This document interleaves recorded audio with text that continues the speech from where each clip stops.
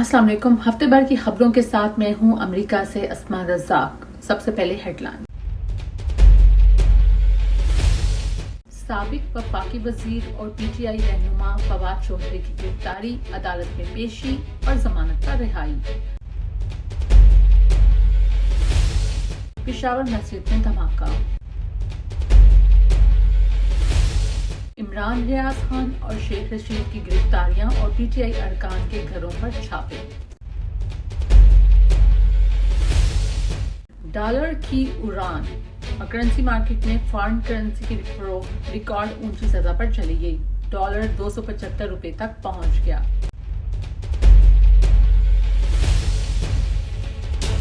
Apex committee के इजलास में इमरान खान को दावत दी गई, जो कि इमरान खान ने मुस्तरद कर दी। और अब खबरों की तफसील। साबिक वफाकी वजीर और पीटीआई रहनुमा फवाद चौधरी को सुबह 5 बजे उनके घर से गिरफ्तार कर लिया गया। उन्होंने इलेक्शन कमीशन के मुतालिक बयान जारी किए थे। पीटीआई के साबिक वफाकी वजीर फर्रुख हबीब ने पुलिस के साथ तल्ख कलामी की और फवाद चौधरी की गिरफ्तारी पर भरपूर एहतजाज किया, जिस पर फर्रुख हबीब के खिलाफ भी FIR दर्ज कर दी गई। फवाद चौधरी को जब अदालत में पेश किया गया तो उनके सर पर काला कपड़ा डालकर लाया गया। इस रवैये की बहुत से सियासतदानों ने मजम्मत की है।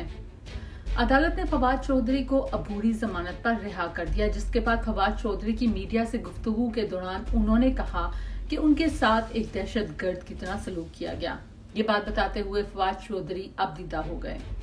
फवाद चौधरी की गिरफ्तारी के बाद चौधरी परवेज इलाई की एक ऑडियो लीक जारी हुई, जिसमें परवेज इलाई नाजेबा जुबान इस्तेमाल करते हुए सुनाई दिए गए और ये मौकफ भी अपनी ऑडियो लीक में दिया कि फवाद चौधरी 2 माह पहले गिरफ्तार हो जाते तो पंजाब में उनकी हुकूमत कायम रहती। पेशावर मस्जिद में धमाके में 100 से ज्यादा अफराद शहीद और सैकड़ों अफराद जख्मी हुए। दहशतगर्द पुलिस की वर्दी में दाखिल हुआ और खुदकुश धमाका कर दिया। पुलिस चीफ ने भी एतराफ किया कि दहशतगर्द पुलिस यूनिफॉर्म में ही था।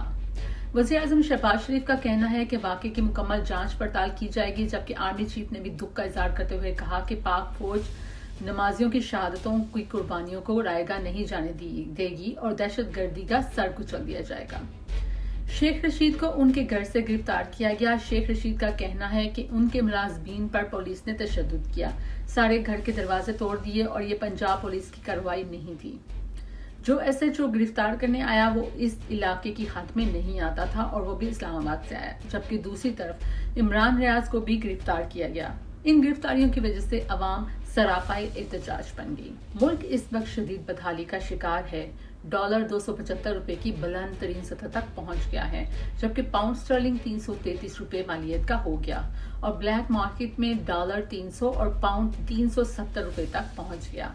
हुकूमती वज़रा का कहना है कि IMF की कड़ी शराइत की वजह से डॉलर बेकाबू हो रहा है। वज़ीर आज़म शहबाज शरीफ ने साबिक वज़ीर आज़म इमरान खान को एपेक्स कमेटी में शमूलियत की दावत दी, जो कि इमरान खान ने मुस्तरद कर दी। इमरान खान का कहना था कि एक तरफ हुकूमत PTI पर जाली मुकदमात बना रही है और PTI में इमरान की गिरफ्तारियां कर रही है। ऐसी सूरत हाल में हुकूमत के साथ बैठकर बातचीत नहीं की जा सकती। अब तक के लिए इतना ही। अगले हफ्ते नई खबरों के साथ हाजिर होंगी। तब तक के लिए देखते रहिए INA न्यूज।